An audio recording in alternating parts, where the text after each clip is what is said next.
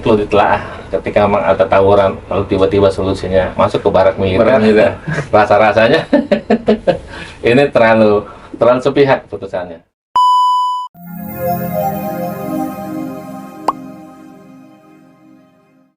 Oke, assalamualaikum warahmatullahi wabarakatuh, warga Depok semuanya. Sekarang kita sudah kehadiran nih, Pak Hafiz. Gimana Pak Hafiz kabarnya? Alhamdulillah sehat.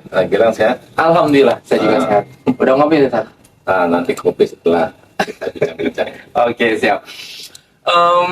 Ini lagi ada yang viral nih, Ustaz nih. Ya.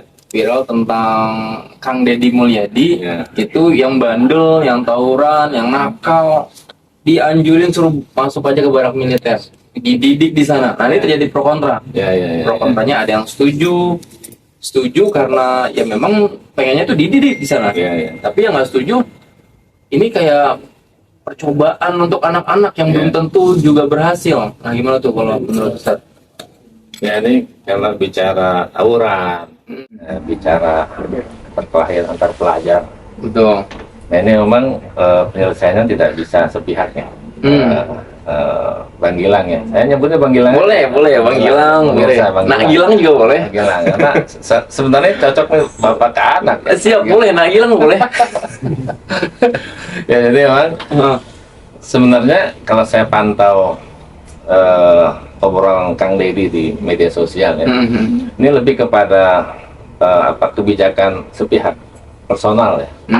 Padahal kan kalau kita berbicara sebuah hal yang memang harus diselesaikan secara kewilayahan, ini kan memang sebenarnya harus dibahas pertama di jajaran pemerintah Provinsi Jawa Barat.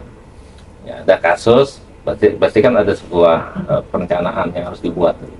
Jadi kan sebenarnya kalau bicara masalah kasus-kasus di Jawa Barat secara umum, tawuran, perkelahian antar pelajar, atau narkoba, ini kan tidak bisa selesai sepihak, harus dibahas secara komprehensif di jajaran pemerintah. Di situ ada dinas pendidikan, ada dinas kesehatan, juga ada dinas sosial, dan juga ada badan perencanaan pembangunan daerah di Jawa Barat.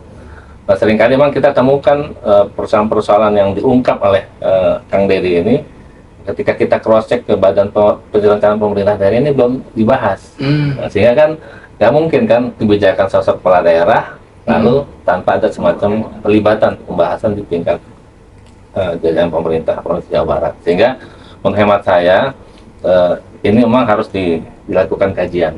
Nah, karena ketika memang berbicara masalah perkelahian, itu kan juga melibatkan sosok keluarga si pelaku perkelahian. Juga bicara masalah penggunaan media sosial yang mungkin tidak diawasi oleh orang tua. Dan juga dari sisi sosial ya, kita bicara juga banyak anak-anak remaja sekarang ini tidak peduli dengan lingkungan.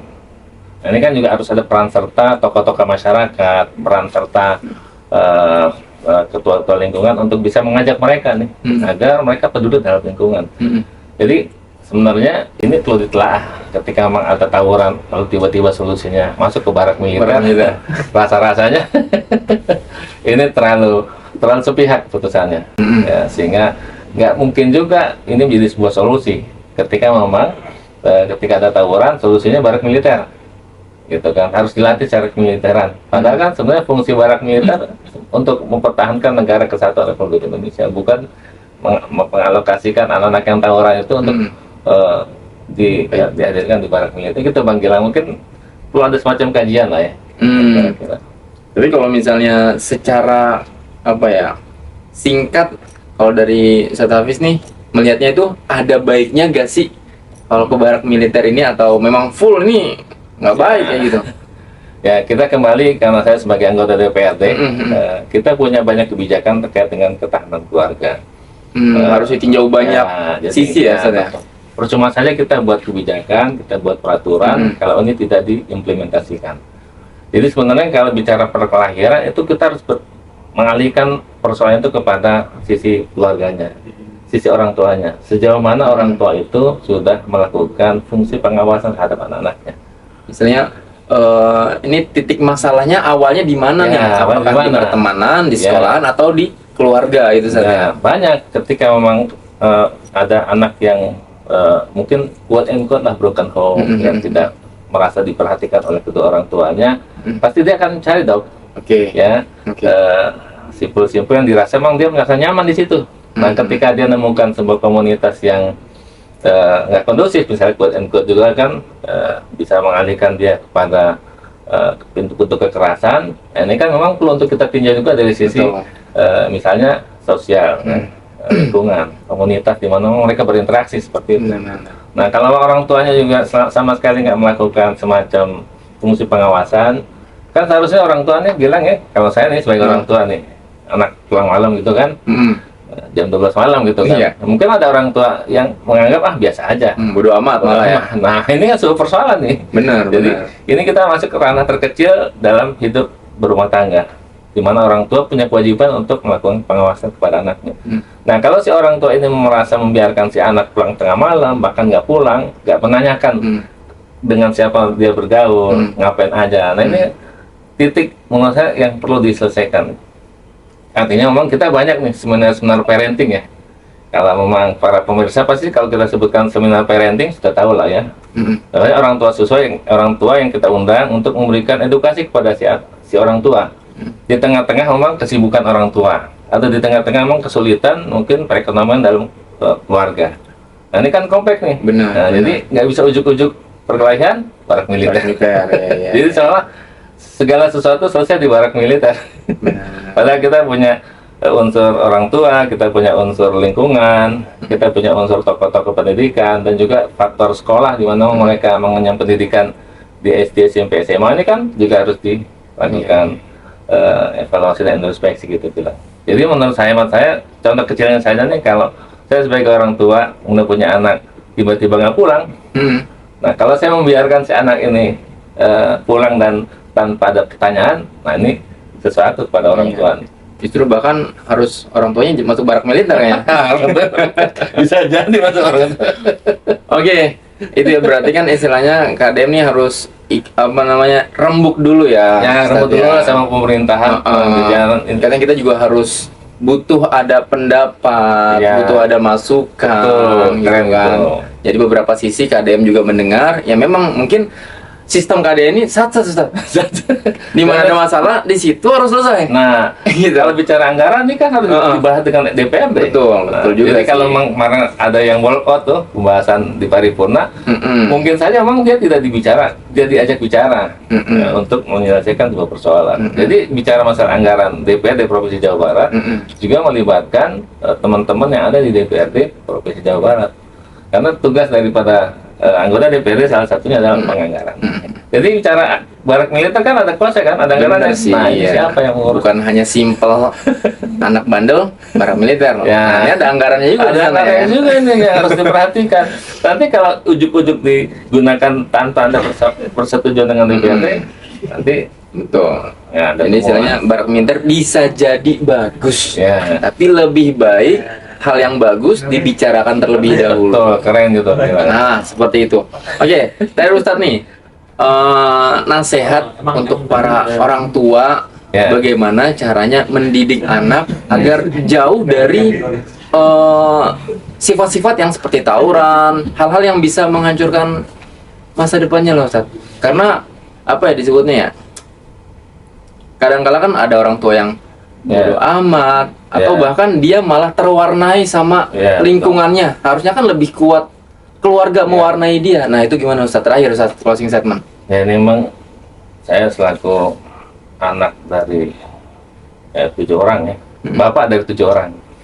Ini berat pertanyaan ini, karena orang tuanya harus jadi kudua, harus jadi contoh teladan pada anak-anak kita.